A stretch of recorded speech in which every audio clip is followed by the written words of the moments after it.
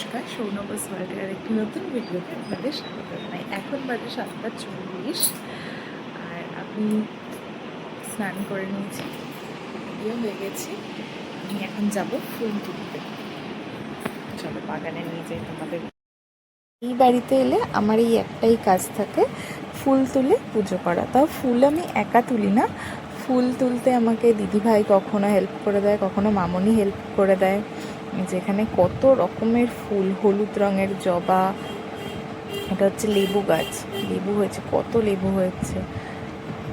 কারি পাতা গাছ, এটা ভায়োলেট কালারের জবা, একটা ভিন্ন রকম। এই সমস্ত গাছগুলো পরিচর্যা করে দাদাভাই, লাগানো থেকে শুরু করে যে কোনো রকম যত্ন করা সবই দাদাভাই করে।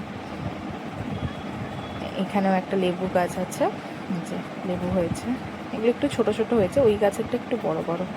এখানে এই ফুল গাছটা একটু ঝড়ে উল্টে গেছে হাওয়াতে, ওরকম তাও তাও ফুল হয়, গাছটা ভেঙে যায়নি, ব্যাস নুইয়ে পড়েছে।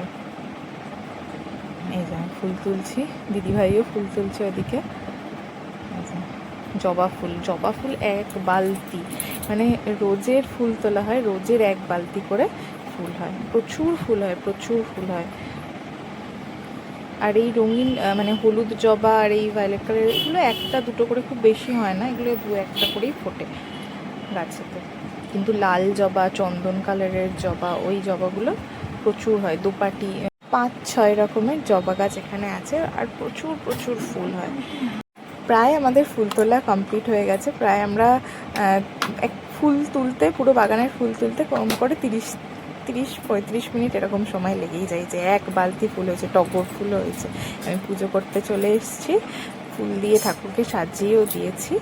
এখানে আমি প্রদীপ জ্বালিয়ে নিচ্ছি, পূর্ব দিকে মুখ করে সকাল বিকাল প্রদীপ জ্বালাই।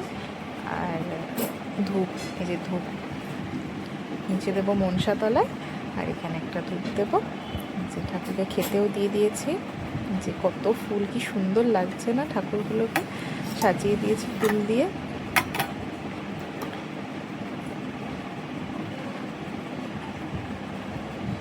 এইটার মধ্যে ধূপ দিলে ছাইটা বাইরে পড়ে না, ধূপের ছাইটা, নোংরাটা কম হয়, এই জন্য এর মধ্যে আমরা ধূপটা দিই।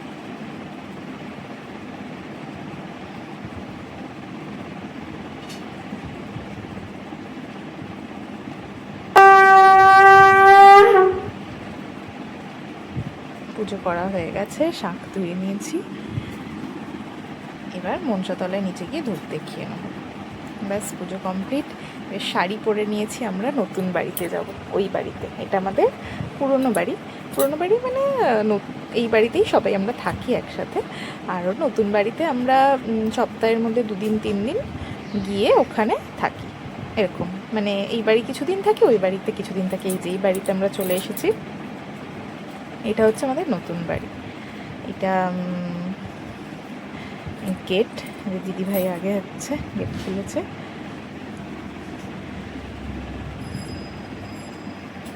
আমরা প্রচুর রোদ ছিল সেদিনকে, বৃষ্টি হচ্ছিল, আবার রোদ উঠছিল। যে সিঁড়ি দিয়ে ওপরে উঠে এসেছি, নিচেটার পার্টটা, নিচের যে পোর্শনটা সেটাতে ভাড়া দেওয়া থাকে, এবং নিচেতে আমরা ঢুকিনি, ওপরে চলে এসেছি। ডাইনিং রুম, এটা হচ্ছে ঠাকুরঘর, এই বাড়ির ঠাকুরঘর, নতুন বাড়ির। এই বাড়িতেও বাগান আছে, সেই বাগানটার ভিডিও আমি অন্য একটা ভিডিওতে দেখাবো। আর এটা একটা রুম, যে রুমগুলো কেমন লাগছে আমাকে, দাঁড়িয়ে পড়েছি মিররের সামনে। আর এই যে এখান থেকে পুরো বাইরের যে ভিউটা, সেটা এখান থেকে দেখা যায়। এই দিকে রয়েছে বাগান, জঙ্গল টাইপের। আর পুচকে খেলা করছে, সে পেয়ারা ধুচ্ছে, পেয়ারা খাবে বলে আমাকেও একটু খাইয়ে দিল। আর একটা ঘর, এটা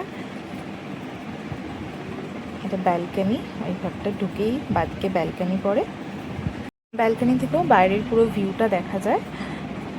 আর এই দিকে একটা জানলা আছে, এই দিকে থেকেও বাইরের পুরো ভিউটা দেখা যায়। এটা এই ঘরের ভিউটা খুব সুন্দর, বাইরের যে কোনো কিছু এখান থেকে পুরো ভিউটা দেখা যায়। এটা এই ঘরে ড্রেসিং টেবিল।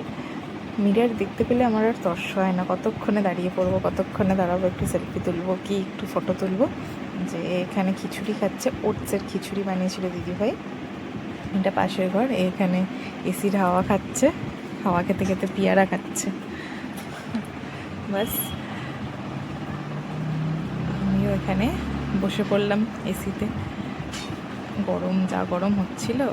ও চলে এসছে, ভাবছি আমি ফটো তুলছি, ওই জন্য পোজ দিচ্ছে এরকম করে।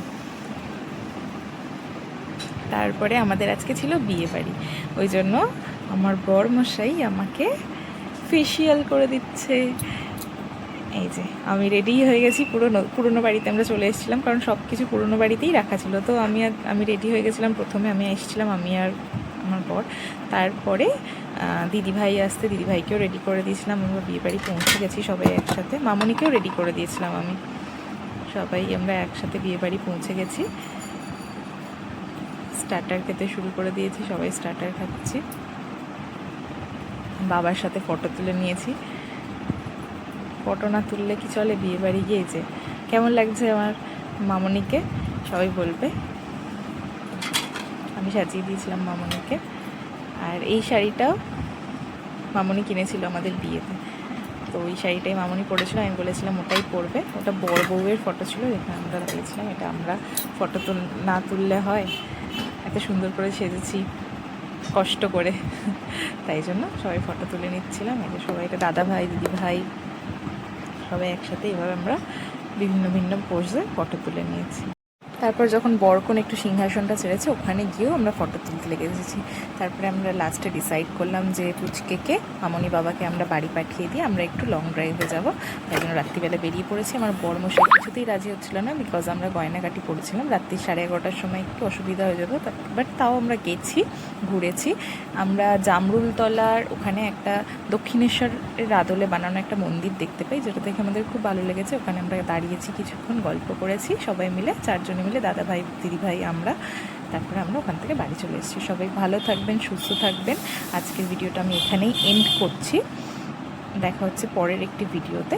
তত সবাইকে টাটা, রাধে রাধে।